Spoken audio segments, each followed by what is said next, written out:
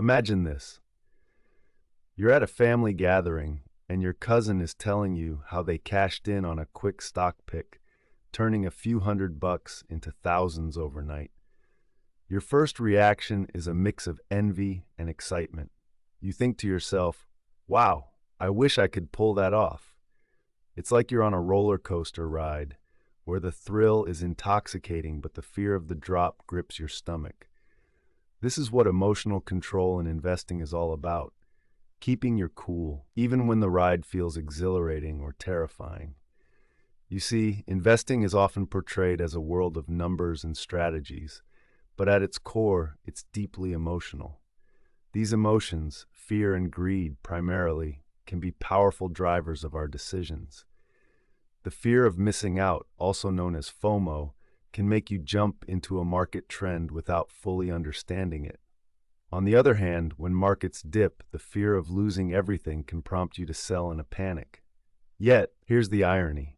Successful investing often means doing the exact opposite of what those gut reactions are telling you. Let's take a step back and think about this like a game of chess.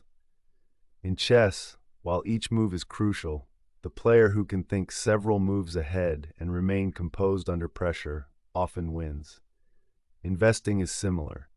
You have to balance short-term instincts with long-term strategy.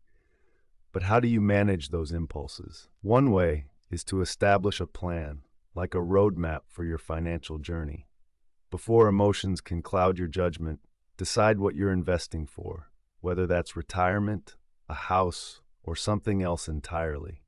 A clear goal can steer your decisions and help you navigate the ups and downs of the market with more confidence.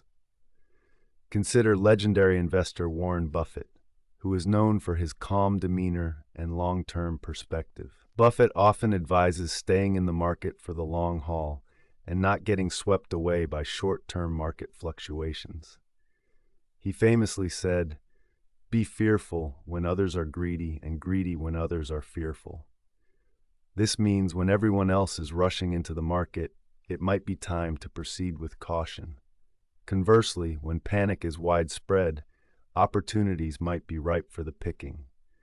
The concept of delayed gratification plays a huge role here. It's like planting a tree. At first, you might only see a seed, but with patience and care, that seed can grow into a towering oak. The same goes for investing. Consistent, disciplined efforts over time can build substantial wealth, but it requires patience and emotional resilience to watch your investments grow bit by bit, rather than chasing quick wins. Now let's dive into a psychological tool you can use, the 10-10-10 rule. Whenever you're faced with a decision, be it buying a stock or selling an investment, ask yourself how you'll feel about it in 10 minutes, 10 months, and 10 years. This framework can help you gain perspective, pulling you out of the immediate emotional turmoil and enabling you to consider the long-term impact of your choices. Another powerful mental model to keep in mind is the circle of competence. This is about knowing what you know and sticking to it. If you're investing in areas you understand well, you're less likely to be swayed by emotions because you have a firm grasp on the fundamentals. It's like driving on a familiar road versus a winding path you've never seen before. The unfamiliar path might be more thrilling, but it's also riskier and more prone to making you anxious. I want to emphasize the importance of reflection in this journey. Take time to reflect on your past investing decisions. What led to them? How did you feel at the time? What did you learn from the outcomes?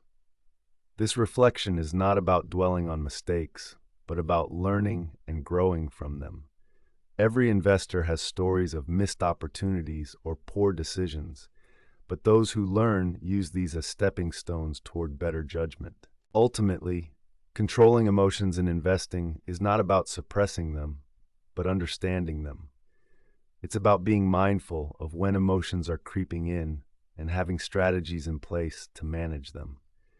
By building a sturdy framework through planning, reflection, and mental models, you'll be better equipped to weather the storms and sunshine of the market. As we wrap up this conversation, I invite you to think about your own emotional triggers when it comes to money. What can you do today to prepare yourself for the unexpected? Remember, investing is not just a financial journey, but a deeply personal one. It's about growing in wisdom and patience as much as it is about growing your wealth. So next time you find yourself on that emotional roller coaster, take a deep breath, center yourself, and remind yourself of the long-term view. That oak tree is waiting to grow, and all it needs is your steady, patient nurture.